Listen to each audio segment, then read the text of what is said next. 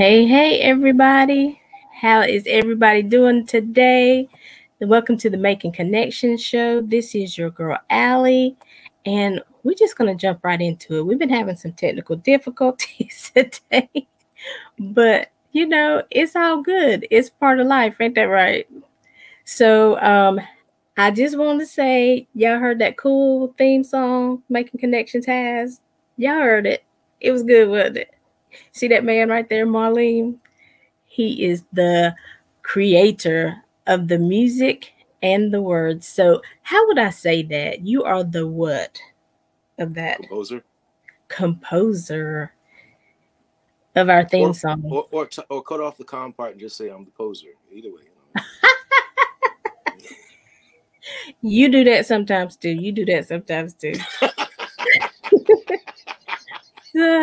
But we're going to go ahead and jump into it since we're having some technical difficulties. But I'm excited about today. We have Marlene and we also have Star. Miss Radia, you can't hear us? I think she's traveling. Can you hear us? Well, Marlene, while we're waiting, I'm gonna text Star and just tell them, greet the audience and tell them a little bit about yourself. Okay. Well, first, good afternoon, everybody, and glad to be on. My name is Marlene. I'm a performing artist and writer and educator and filmmaker, and I live in Massachusetts, by the way. I'm way up in the north end of the country. And, what can I say? What else can I say? You are being really calm right now. Marlene does everything. Let me tell y'all then. He's a part of the Groovalatos. He has a studio that they just opened and they're still composing music. Miss Rock, can't hear me? Okay. Say something, Star. Let me see if I can hear you.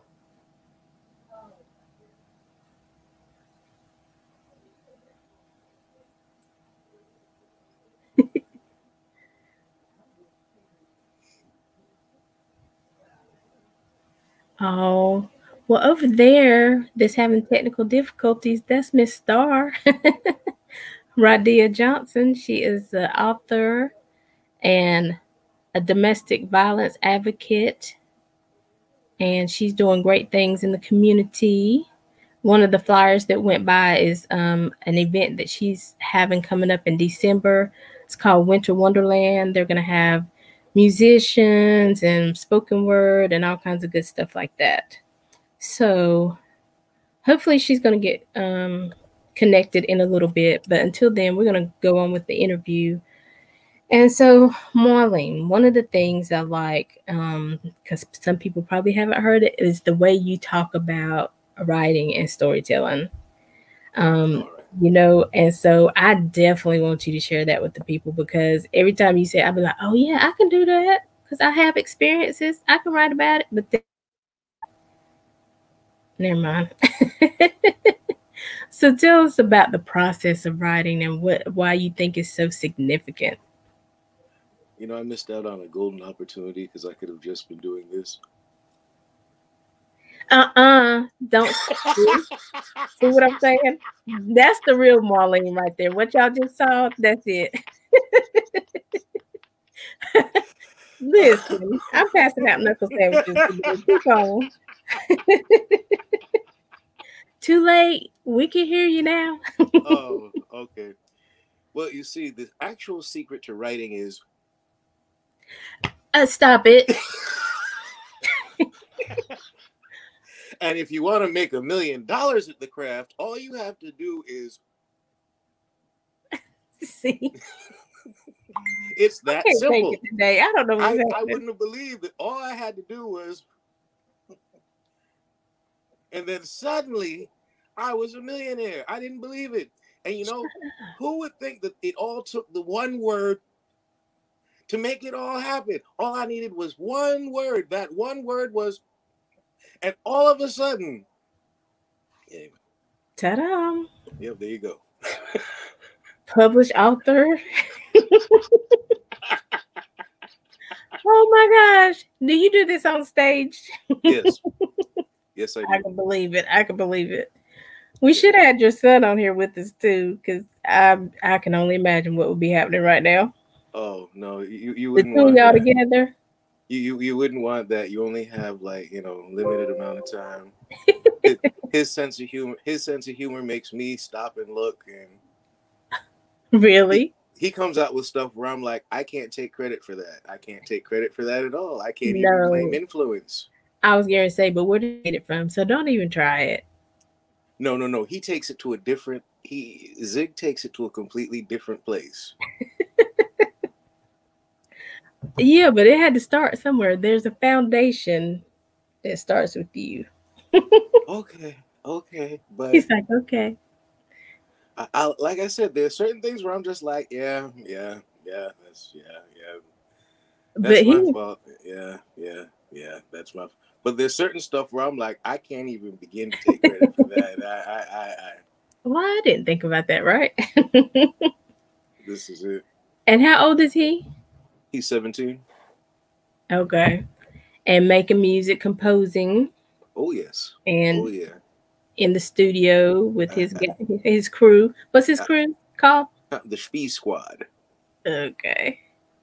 Some very, Hey, very, very talented young brothers from Mashpee. they doing it. Y'all need to look them up. Marlene, he'll share before we get off here, share their Instagram account because I enjoyed the what was the download for Halloween that you guys gave? The Groovalados. We did Yes, the Groovalados. We did a free download of Seven Little Ghosts. Seven Logos. I downloaded it. It was I like that. That was cool. Incidentally, we have a free download coming, especially for Christmas. Oh, yeah. This time it's a twofer. The one song is called the Xmas song, the Xmas morning. I'm sorry, Ah, okay, okay. and And that's it contains a wonderful warning on how to enjoy Christmas Day. should I be scared? I'm just asking. Well, probably, Oh my gosh. probably it flies just under the radar of FCC rules, so Oh, gotcha. I'm still gonna download it though. Oh, okay, go for it. Oh yeah, oh yeah. So, okay, let's get serious for a minute. No, but seriously, tell them about your book, Land of the Black Squirrels. And seriously, the process of, writing about your experiences. Okay, all right. Well, Land The- of the Black Squirrels, it turns out, is novel one of what's going to be a series. And how I realized it was a series was because there's actually the novel stops, or I should say, the manuscript of this novel stops, I would say, probably about 2/3 of the way of what I was writing. And I Mhm. realized, okay, nobody's going to buy anything that's like 500 pages long. So I need to stop this someplace here and save the rest. But Land of the Black Squirrels actually started out as a long form storytelling piece. First, it was one story, then it became a group of stories that got strung together. The first time I actually told the story would have been back in 1991 in Cambridge, Massachusetts. There was a brother who was a storyteller, wonderful brother, passed away by the name of Brother Blue in Cambridge. He was also a professor at Harvard. Well, Brother Blue used to host storytelling sessions at a bookstore called The Bookseller, and went to a couple of the sessions. Well, this time I started telling this story. And time went on, the story went from being a 9-minute story to being about a 45-minute story. And by the time it was a 45-minute story, that was about 10 years later, 2003, I'm telling it at the New Eurekan Poets Cafe. So it was imagine having one cat on stage talking for 45 minutes and telling a story. And it was kind of cool because you're sitting there and everybody's actually like listening, like, oh, damn, Right. rolling along with the story. From there, I thought about trying to make it a screenplay and realized Now, bear in mind, this is before Netflix, so Mm, when you thought about a movie had to be between 90 minutes to 2 hours. So it was like, okay, right. that's not really gonna encase it. So the idea finally came to just write it out, keep the linguistic factor of it being a story, but write it out in novel form, and then realizing, wow, this story is even long for a single novel. But Land of the Black Squirrels is basically a story. It's a story about a story. The story that it really is telling is the link between jazz, soul, and hip hop. It's the crossroad of jazz, funk, and hip hop. But it's told in the form of people. Mm-hmm. And it's told in terms of the traditions of being passed down. So it opens with a jazz musician who lives in the Bronx and opens an arts academy in his neighborhood. And of course, his neighborhood is changing because the neighborhood was primarily Italian, Irish, and Jewish. And the Irish, Jewish, and Italians are moving out, and it's now becoming increasingly a black and Hispanic neighborhood, largely West Indian. So this is the neighborhood, or I should say, the area that I grew up in. And it was just trying to tell that story of growing up with jazz as part of your musical structure, because we had all sorts of old school jazz musicians around us. In the neighborhood that the novel takes place is called the Valley. One of the residents of the Valley was a famous jazz saxophonist, Lou Donaldson. Mm, If you want to look up Lou Donaldson, his record, by the way, he does a jazz version of the Isley Brothers' "It's Your Thing." It's one of those very heavily sampled records in hip hop. okay. But it was really just trying to tell that story of growing up in those developmental stages of hip hop, where you have people who are musicians encountering, when I say musicians, trained people playing instruments, as opposed to, because what DJs can do with turntables, that's still being a musician as well. It's a different type of musician, Truly.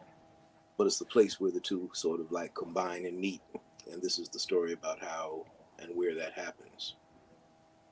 Okay. Awesome. When do you think part two is coming? The sequel. Hard to say, because here's what happens, and this is the part that sounds crazy to people. It probably really is, but think about it. It's not the first time people have turned insanity into art, or you know, True.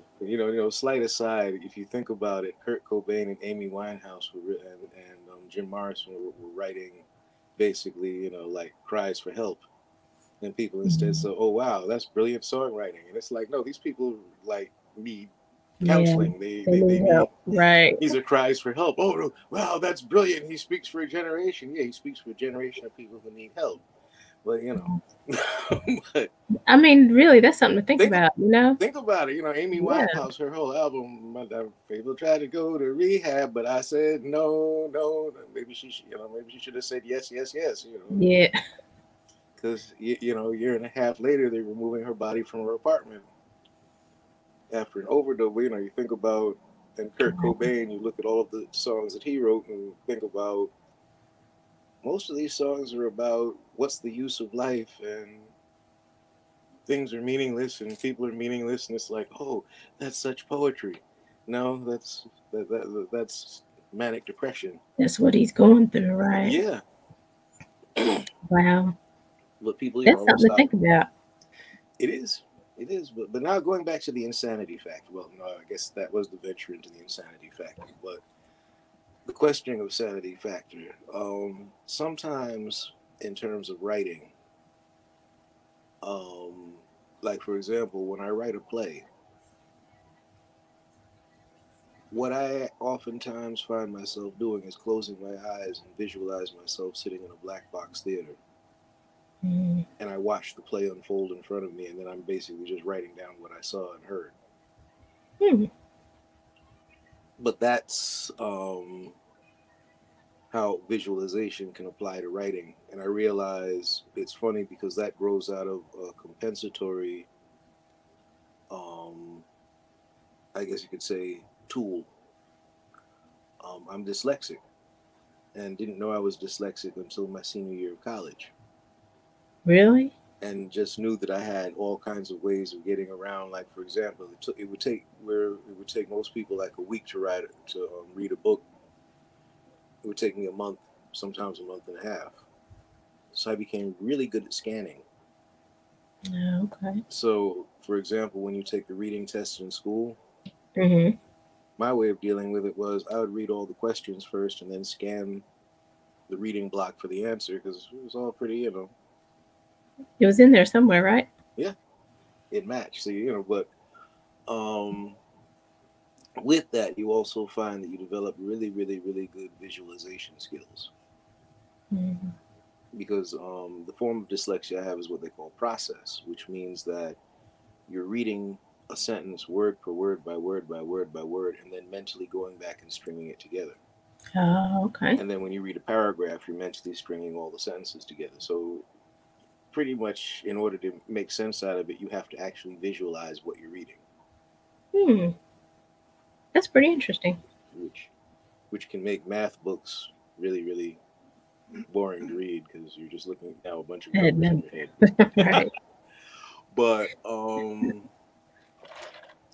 what I find in my writing process is it gets to a point where I have these characters, and after a while, it feels like the characters are telling me the story Mm-hmm. and dictating. Well, wait, this happened. Wait. Hold up. Let me tell you about this. Or no. Let me tell you this. So what I find is that I have sometimes characters who I didn't even think about who are like, well, wait a minute, you got to tell my story, and it's like, okay, so that's Oh, wow. a little bit of what's going on. So there's a character in the, you've read the novel. There's a character in the novel, Chappie. Mm-hmm. Well, Chappie wants me to tell his story. So Oh. now we have to venture back to 1961, and we have to tell the story that happens between 1961 and 1965. Oh, wow. That's interesting. I think that would be overwhelming for me. I'd be like, wait, now how do I tie this back into this? Oh my gosh. How do you work through that? Well, it's the funny thing of if you remember in the novel, none of it's in chronological order. And True. the reason why I did that is funny because I've had critics say that the novel's disorganized, and it's like, no, actually, it's very tightly organized. Because I tried to write the novel the way that people's memories occur. If we Okay. think back to things that happened in life, we don't think about, so then when I was 7, and then when Right. I was 12, and then when I was, we think about it in terms of something that's happening right now reminds us, hey, remember that time? Yeah. And so that's a lot of what's going on with that book. Okay. So it's the same kind of thing with Chappie, where it's the, of course, his is going to be a little more sequential, so it's not going to be quite as taxing for people. But basically, that's one of the stories that's starting to flesh out. Hmm. That's gonna be good. It's gonna be good. Awesome. Well, I don't think Miss It, Radia sent me a message, so she's definitely not going to be on. So just wanted to let everybody know who was might be waiting on her to show up or tell her story. We're gonna have to reschedule her for a little bit later on, but she is an author and she has several publications out, and she has an event coming up this December 10th, I believe it is, called Winter Wonderland, and she is a advocate for domestic violence. So definitely wanted to give her a shout out. We appreciate her trying. She's on her way to an event now. So just thank you, Radia, if you're listening, for trying to connect. So, but I just want to say that real quick, Marlene. But now we can talk about all kinds of stuff that you do because, like you said, you're part of the group Groupilatas. You are a professor. How's that going? Are you guys doing virtual classes? What's going on with that? we're doing virtual classes, and I have to admit, I kind of like it. You See, know, be, be, I'm with you. I'm like, dude, are they gonna bring us back into the office anytime? be Can I work out a deal? I'm like, I need to find a good psychiatrist who says that it's unhealthy for me to have direct contact with white people, and maybe I can then teach online for the next 30, and for the next 13 years or something like that. Hey, in these days times it could happen.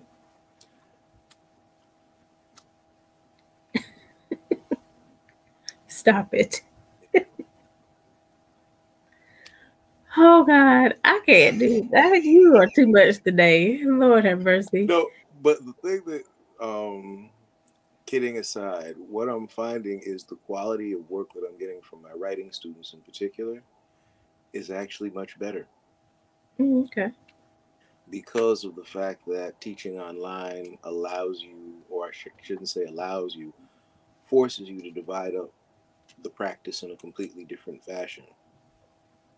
So that, because what they tell you is the goal is that with online teaching, you want to have the face-to-face experience, the one-on-one experience, and the student-to-student experience. Mm-hmm. So if you have 3 class meetings, that becomes perfect. So that you have one that's a lecture, the second one I'm able to do one-on-one consultations with people who need help with their writing, and then the third one I'm able to do completely peer review.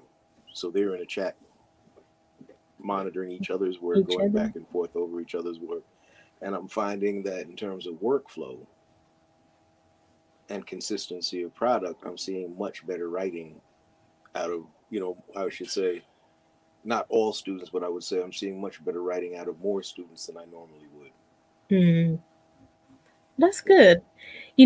I think it's just one of those things. Some people learn differently, but definitely I think it's given us an opportunity to try new things, to um, like the peer review where they're talking to each other, really getting in groups. Sometimes when you're going to the campus, you just sitting there, you're getting that lecture, but you're not really. I mean, you're getting what you need, but at the same time, when you when you're able to bounce ideas off of other people, it kind of create lets your creativity flow as well.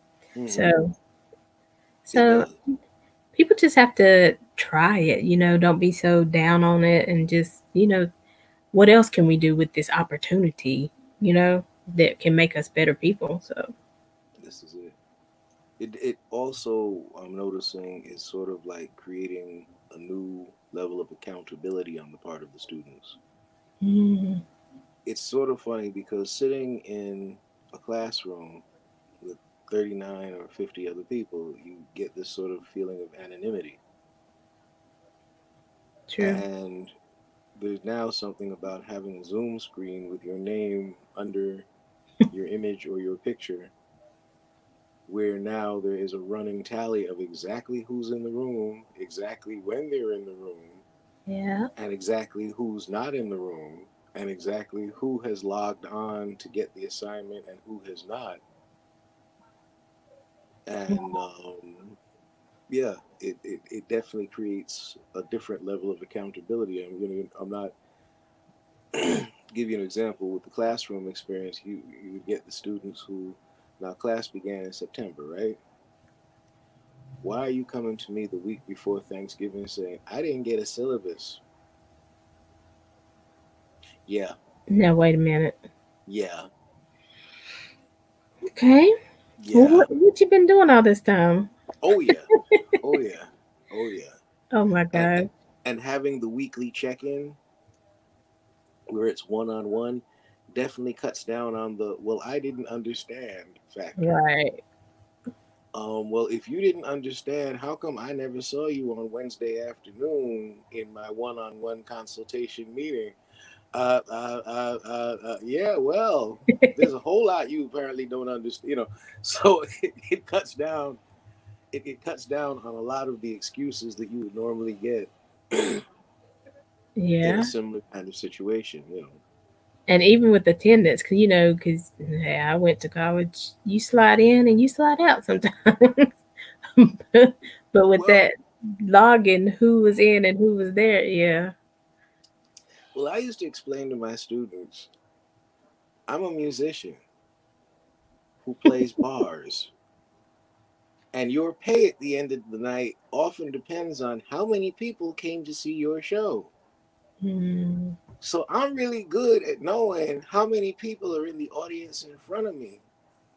And I said, They plus can't now we get have by to, anything in your class. well, this is it. Plus now we have to get by with the whole notion of you all are creatures of habit and usually sit in the same seat or in the same area every time. Right. So you think I'm not going to notice that, oh, wait, so and so who usually sits there is not there and has not been there this many Right. days, this many weeks, So, yeah, so I guess a word of advice to people out, your college students out there, check to see whether or not your professor was a nightclub performer or is a nightclub performer, as like their other job or their other gig, because you're not going to get away with this much. Because as I explained to them, I said, I'm a nightclub performer.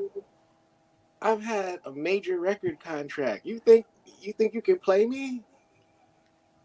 I've had Really. corporate I've had corporate lawyers try to play me who couldn't do it. And you think you can? No, no, no, no, no, no, no. If you could really play that game, you'd be up here and I'd be in your seat. But it's not working that way. Truly. Look, I deal with contracts. I deal with all this. Yeah. I'm a little bit smarter than the average cat. Oh, God. They still think they're in high school, and it's like, no, no, no, no, no, no, no, no, no, no, no, no, no, no, no. Not anymore. This is it. Well, This that's is it. cool. But but yeah, it has been an interesting experience, both the positives and the negatives.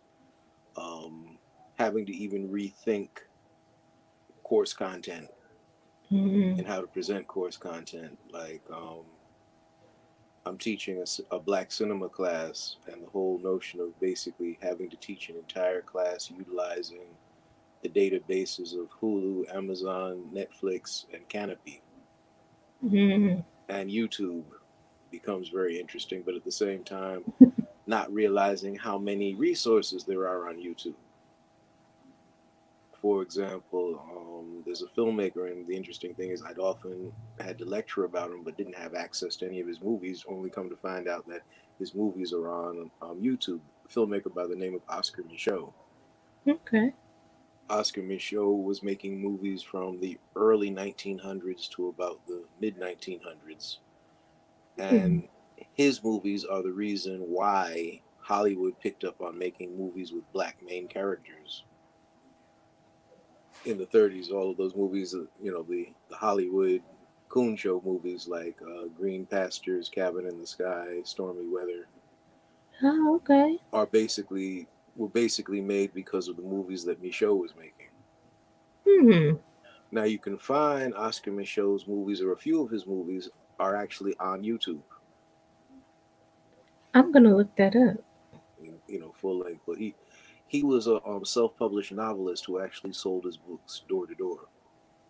Oh, wow, really? And yeah, and one of his books is what he is the first one that he turned into a movie. And what gave him the idea to make this particular movie was this was around the time that D.W. Griffith made the movie Birth of a Nation, which Mm-hmm. of course became a Ku Klux Klan recruitment tool. Mm-hmm. And he made this movie to sort of counter that. Okay.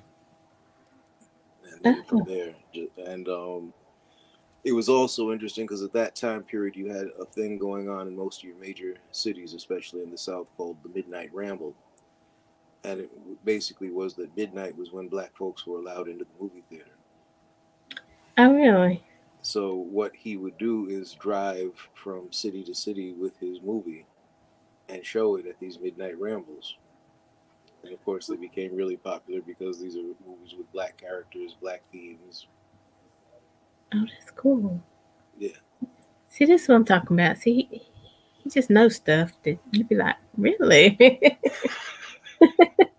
I had never heard of the Midnight Ramble. I mean, you would think you would have heard of that, but I'm Yeah. sure somebody has, but I just haven't. But Oh that's yeah. neat. Okay. Yeah. These but So the good thing with this database is that I'm able to include his movies now in the actual class. So it's like, all right, we were making movies before John Singleton, y'all. Yeah. Right. Awesome. That's cool. I really do want to look him up. So you say there's a couple of them on YouTube? Oh I yeah. can find them still? Okay. Awesome. I'm gonna do that. So I think right now we're gonna take a quick break. Well, I'm looking at two different time that it is and the time we started, but we're gonna take just a quick break to do just a quick announcement, and we'll be right back. Okay, Molly? All right, cool. Thank you for being such a wonderful listening audience, whether you were listening live or on the replay. And don't forget to like our Facebook page, Making Connections with Allie and Shay, so that you can get notified every time we go live. Do you have a burning message to share with the audience? Contact Alicia Johnson at info@aliciajohnson.com. That's info@ALYSSIAJOHNSON.com with your topic idea and your message to be booked on the show.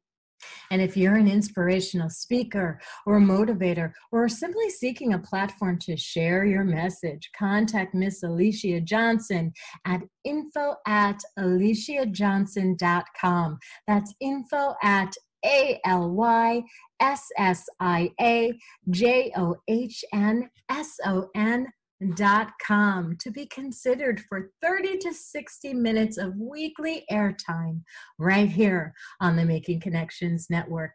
Again, contact Alicia Johnson at info@aliciajohnson.com. That's info@ALYSSIAJOHNSON.com to be considered for 30 to 60 minutes of weekly airtime, your own radio show right here on the Making Connections Network.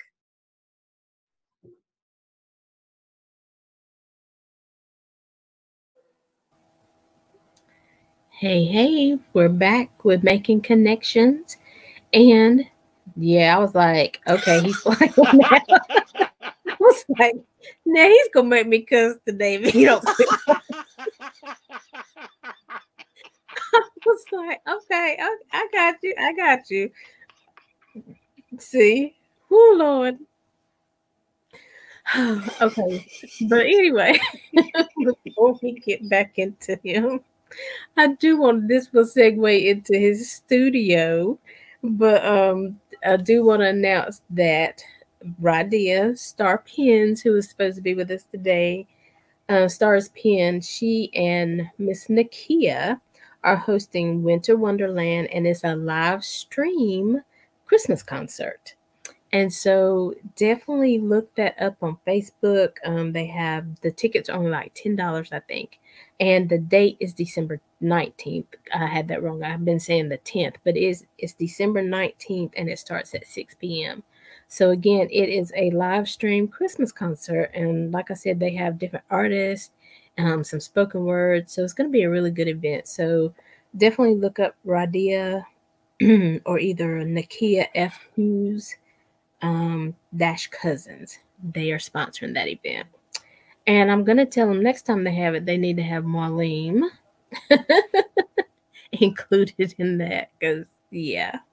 So, but that will segue into your studio. How is that going? It's picking up. It's going quite well. Obviously had a whole lot of concerns because of COVID, and like, wow, this is really bad timing to open this up.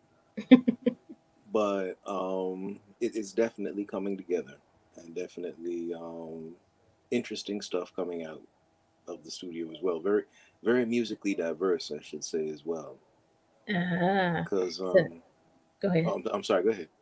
No, I was going to say, tell us the name is Polyphonic Studios, right? Polyphonic Studios, and we're located in Buzzards Bay, Massachusetts. Now, Buzzards Bay is the name of the village, so I often just use the name of the town, Bourne, because you try to tell somebody, yeah, I have a studio in Buzzards Bay, and they get a look on their face just like the one you just gave me, I mean, just like what? Yeah, huh? yeah. Your studio is where? Yes, yes, it's in Buzzards Bay. Yes, That's okay. It's and appropriate. and well, funny backstory with it. There was a studio in Plymouth, Hmm. land of the Pilgrims and Plymouth Rock, Hmm. which by the way, if anybody goes to Plymouth to visit Plymouth Rock, the proper thing to do is to spit on it. Just remember that. But anyway, I'm a Wampanoag. I can say that. I can say that. I love this man. You He know, is you so know, funny. when I'm standing there in Plymouth Bay and you see like a boat coming in, and you start visioning yourself with a harpoon, yelling, "Not again!" You know, Truly, I mean, you have a point there. it's like the Mayflower too was gone and was being worked on. And when it was coming back in the harbor, I'm like, you know what? People just have no spirit. This thing should be. There should have been like a big kaboom or something that happened with it. Mm, I just can't imagine. I mean, ooh, that's getting into a whole nother topic. It's a Brings completely up a whole lot of stuff. it's a completely. But I completely digress. Let me go back. So Oh, you? so in the town of Plymouth, Massachusetts, America's homeland. 400 years ago, big mistake was made when they let a boat land there. I'm sorry, I'm going into it. Anyway, so in so, What? I can't hear you. Are you sure? Are we having one of those issues? see, this is the danger when you let two Geminis have a conversation. Right. It's just gonna go anywhere. Look, and And, and we gotta keeping it calm. It could really it could go anywhere. Yes. look because I It, was just here it, and say, what you think about that election? Then we all off topic. it, you, you'd have to change the name of your show to Making Intergalactic Connections. Oh God. But so in Plymouth, there was a studio called MDI, Musician Development Institute, that had been there for a long time, by a brilliant engineer, sound man named Bob Yen, who passed away back in 2018. But that was where the Groovalados had actually recorded our six-time Grammy nominated. Sorry, I had to say that six-time Grammy nominated Yeah. album. Ask Your Mama was recorded at his studio, and the engineer who came on when it was time to mix the album was the engineer he had just hired named Chuck V. And so found that we had a really really good workflow, Chuck and I, good way of working together. And of course the album obviously turned out really good. Well, when Bob passed, the studio had changed name to Area 22, and one of the students had taken it over. Well, she decided she didn't want to be in the studio game anymore. Mm. So Chuck comes to me and says, "So looks like they want to sell the studio." Because I had mentioned to Chuck before that, I'm thinking of building a studio, commercial grade facility. So the idea at first was, yeah, we can buy the old MDI and work out of MDI. Well, ran into an interesting issue. Mm. MDI was in a rented space, and when the owner of the new studio decided, was like, oh, okay, well, I'm going to sell the studio and this person's going to take over the lease. Well, first the building manager's like, oh, great, just have him come in and fill out a form. Well, I go in and fill out the form, didn't have the form handy, and the same person who said, oh, just have him come in and fill out the form, was like, well, we're not sure what we're doing with the space, and don't have him ever come by the space again. Da da da da da. So it's like, oh, okay, Mm. Right. I understand. She didn't understand what was going on. I'm like, oh, no, no, no. I kind of already saw this coming. So the notion now becomes fair enough. Plus, what we found out was the space had mold anyway, mold issues and all kinds of stuff. So it was like, didn't need that anyhow. Right. So went and rented a different space. And the ironic history of the space that we rented. It used to be a gun shop. In fact, if truth be told, I bought my favorite 380 there a few years ago. But Oh, really? now it was no longer the gun shop, so half of it is now a recording studio, and the other half is a fitness and health food center. What used to Oh, be a okay. gun shop. Okay, I didn't know about But that. so we, and of course, what happened was when we found the space all ready to go, and that was when the lockdown happened. So it was a couple of months getting in. We were able to get in, but not open, but it was fine because we had to like clean up and renovate and redecorate and all of those wonderful elements. And the other piece that ties in bittersweet is the drummer for the Groovalados, Eddie Ray Johnson, who was also a carpenter, did a lot of the reconstruction in the space for us. In fact, did pretty much all of the reconstruction in the space and finished it, and then died a week later. Unbeknownst to all of us, he had pancreatitis. Mm. And part of the reason why he didn't know that he had pancreatitis was because of the COVID lockdown. He wasn't able to go to doctor's appointments. Oh, wow. So it was just Yeah. but it's almost like it was his way of making sure we were going to be okay in the next phase. Because part of the reason with the studio, as you can tell from the whiskers in my hair, I'm the Groovalados. We're older guys. We're an older band. This was a return to the industry for us, really, because I'd already been a producer, been a session player, and this was just kind of like having fun and going out and doing it again. Well, as the Groovalados were picking up momentum, saying to Eddie Ray, "You really ready to get on that bus again?"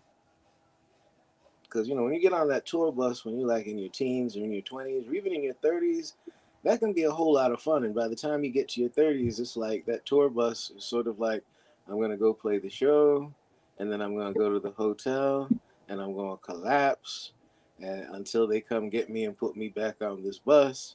And I'm going to Right. have that comfy seat on the bus so I can keep sleeping until we get to the next town. When you're in your teens and your 20s, it's like, I'm going to go to the show, and then I'm going to go to the after party, and then I'm going to go to the after party, and Right.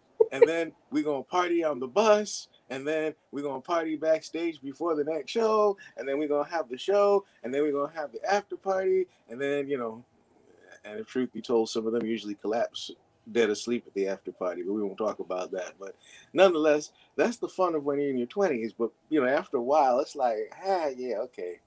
A bus. How long? When you get, by the time you get to your 30s, the after party is that plate of food waiting for you backstage before you go that's your after party. Oh, God. A good spread. That's it. Come on. That's about, that's pretty much about it because Times change. I mean, your body changes, and you be like, I'm 52 years old. I ain't trying to get on I'm looking at people like George Clinton who did who just retired, and dude's like in his mid-70s, and I'm like, all kinds of props to you because he partied hard on the road. I mean, partied hard. Yeah. wow. I've had a backstage pass to a Parliament show or two, and you know, it scared me a little bit. Oh, God. If it scared you, then I'm scared to ask about it. I It was my first time seeing a pasta bowl full of cocaine. Yeah, and Okay. considering I didn't have that much exposure to cocaine to begin with, I'm looking at something like that, like, what the hell is that? And dude with me, well, what do you think it is? I'm like, oh, really? Wow. Well, look at Yeah. the time. We got to get out of here. I. Wow. I Yeah. mean, that stuff really happens, and it's scary.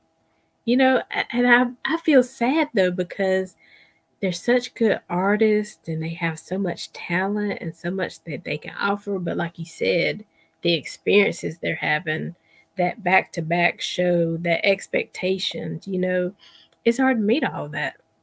This is it. It's hard. This is it. But it's an interesting thing about the difference between the business and the industry. And of course, because of the advances with the internet and the rise of like independent artists, you see the schism between the business and the industry even harder. Um, the industry is very competitive. The business is not. You think about it, people sit down and have an argument, who's the best MC? Well, guess what? To have that argument, you'd have to have all of their music on your shelf or on your phone or what have you to be Right. even to be able to make that comparative. So there are fans for everybody. There's a lane for everybody. Everybody has, um, best advice I was once given was don't worry about being the greatest, just worry about being great. Mm. And that's really the bottom line of how it all should function is just worry about being great. Hey, that's some good advice. And that can, that's for anybody listening for any In part of any your area, life. in any arena. Because Yeah. one of the unfortunate things as Black people in America that we've absorbed is we've absorbed the battle royale that we got placed in. We Yeah. were constantly placed in competition with each other. And when I say the battle royale, where you put a bunch of dudes blindfolded in a boxing ring, and the last one standing is the winner. Right. The battle royale. Well, that's what they, that, and I look at it now. You look online. Who's the greatest MC? And it's like all Right. of them and none of them. But if you notice, and we do that. Who's the greatest MC? Who's the greatest singer? Who's the greatest this? Who's the greatest that? You don't see white people doing that. Yeah. You can scan white musicians boards all day, and there's not going to be a picture of four dudes with guitars up saying who's the greatest heavy metal rocker or who's the greatest drummer or who's the this who's the they can have many, they can have a whole pantheon, but we can only have one. Right. All they know is they got their book. They got a next concert, the next place. Yeah, That's all they're worried about. that's about it. That's about it. But we create, we hold on to the competitions that our ancestors got placed in, and we perpetuate them. We keep on with there is no, white folks don't have a goat, but we do. Yeah. Yeah. And that becomes part of the schism of preventing people You from being know. able to work together. Mm. Mm. Now you really bringing some enlightenment there. You know what I'm saying? Because you're right. I mean, and it's just even like this radio show. Sometimes I'm like, well, I might not have as many viewers as somebody else, but it's like nobody cares about that. Like Walmart is still in business doing what Walmart does. Target is still in business. Kohl's right beside Target doing what they do. They ain't worried about what's happening. They just worried about what they put in their store and who comes in here. So why Mm-hmm. can't we just have that same concept? It's room, like you said, for everybody. There's a fan base. There's a following. There's somebody that needs your voice. It's for everybody. It's room. You know how There many is. people there are in this world? There's Yes. somebody that likes your music, it doesn't matter, and But sometimes people are listening, sometimes people are engaged. Well, they're listening, but you don't see it. You know what I'm yeah. saying? You're making an impact. You just don't know it. Well, I mean, bottom line, do you know anybody who owns music by only one artist? Any Nope. genre, who only owns one per, they Right. had one artist who came out with 5 albums, so all they own is 5 albums. Is that what you're gonna Right. try to tell me, or is it gonna be, oh, there's this one, there's that one, there's this one, there's that one, there's this one, there's that one, there's this one, Yeah. there's always room.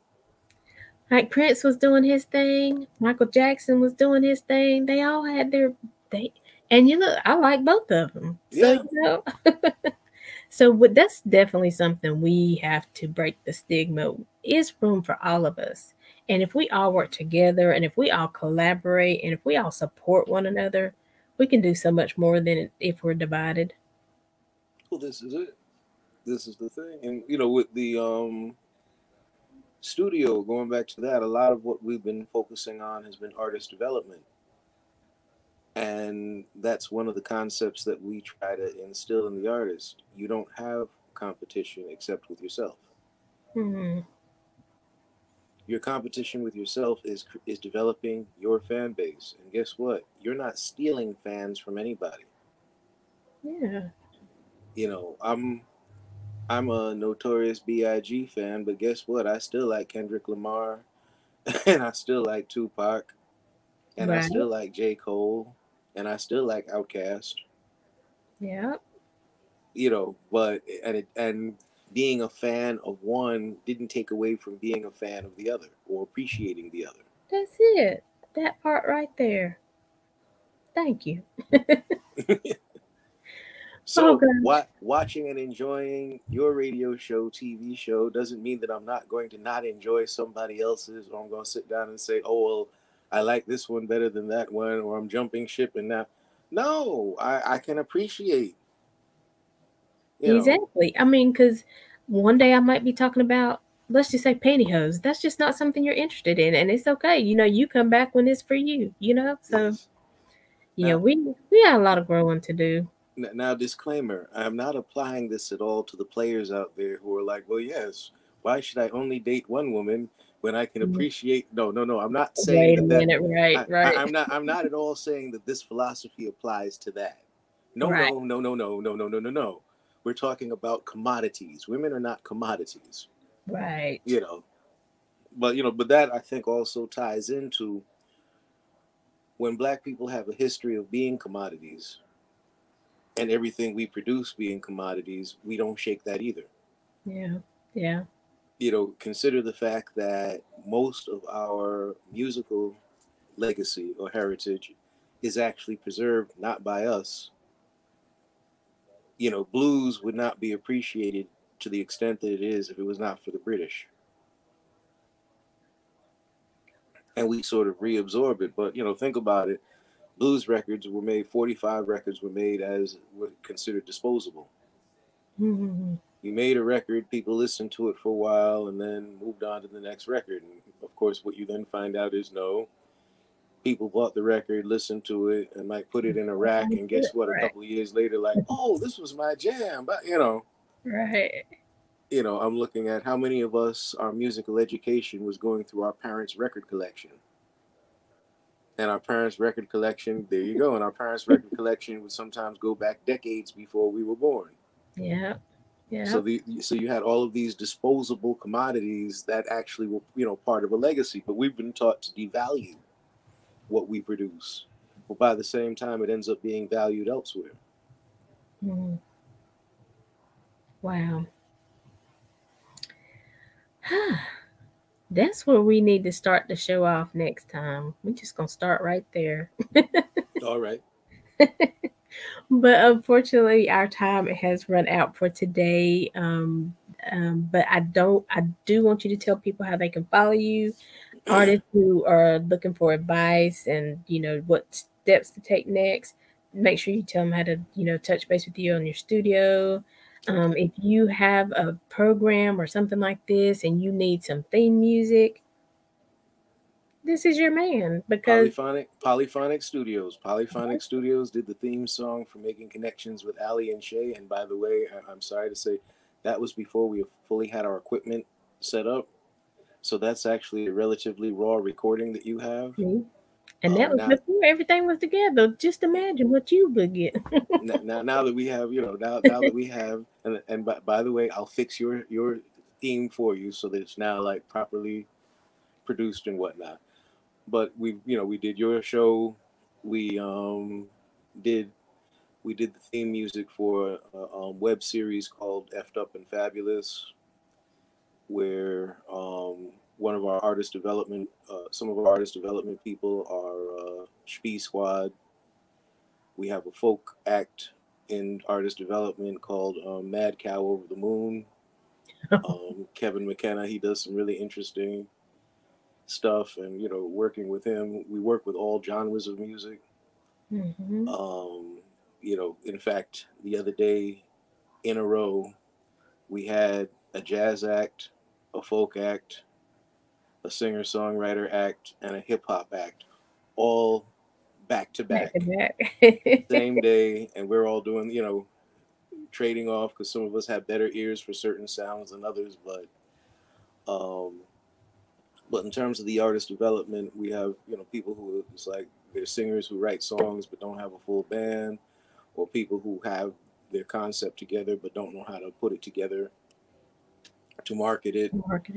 Or some folks are starting from ground zero. I'm a singer, but I don't know what to do.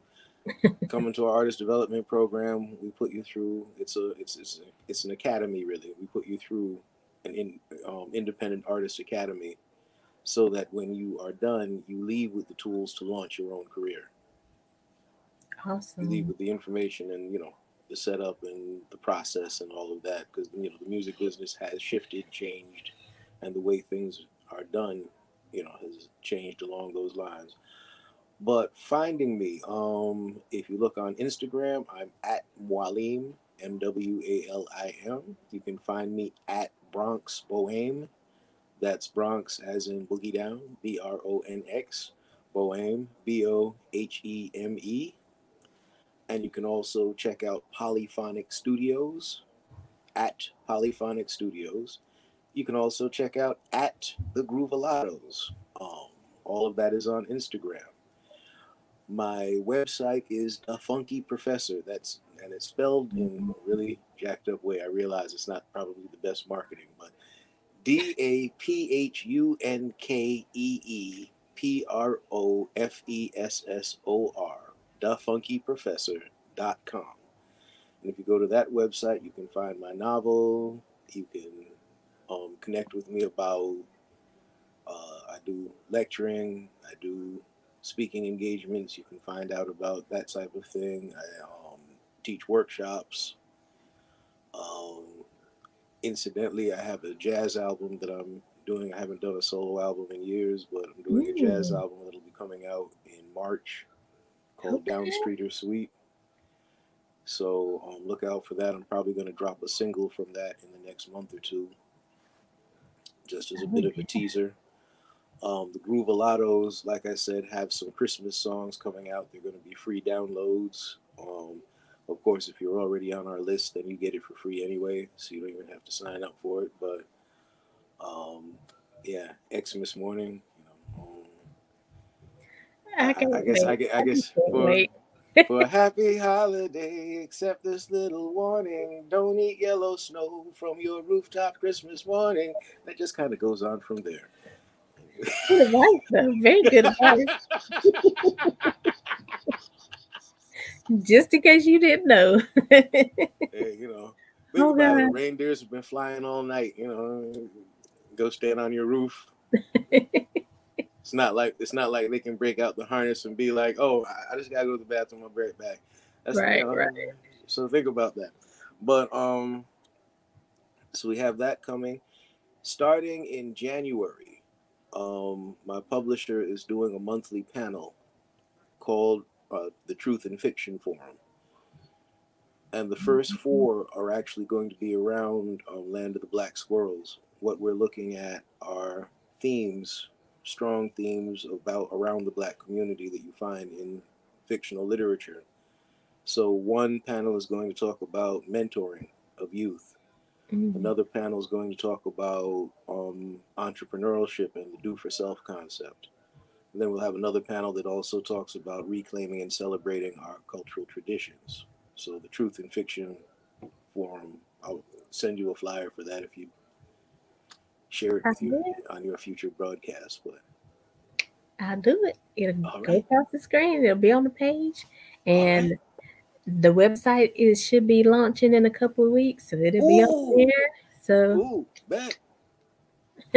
All right. And it got music that you haven't heard from Mwalim for a new project. He did that as well, but you can't hear that yet. But it's coming very soon. Oh yeah.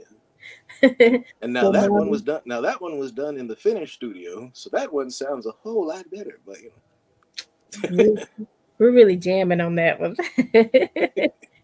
It's more instrumental than the words, but it puts you in a vibe, and that's what we needed. That's what you asked for. Yeah. And as always, he delivered. Well, thank you so much again, Marlene, for being with us. We enjoy you always on the show. I'm looking forward to these downloads and definitely this jazz album and everything that you have going on. But, as always, make sure you let me know, send me the flyers, and we'll definitely share them so Okay. that other people can know because, we're all out here trying to help one another. And so, again, thank you. I'm glad your sound came through after a while. And another bit of advice now, almost everybody in my family's lived over the age of 100. And the best way to do that is See? I'm contacting them right now. I'm letting them get them. But you guys, thank you always for listening. We thank you for your support over these years. We're looking for bigger and better things coming. We've been excited about 2020, even though it's had its conflicts. But we're growing and so we just believe in God for more and more. So stay tuned with us. Follow us on Facebook and Instagram. Like I said, the website is coming. We got some good things coming out. So again, thank you for your support. And as always, we're here every Saturday at 12 noon Eastern Standard Time and on Mondays at 2 p.m. Eastern Standard Time. So I'm going to get out of here because my family's like, they come to the door like it's after 1 o'clock. So, but I love it and I appreciate everything. And Marlene, it's good to kick it with you. And so, you as well. Thanks for having me on. yeah, so we will talk soon. And everybody, as always, we're leaving you with love, positivity, and good vibes. Toodles.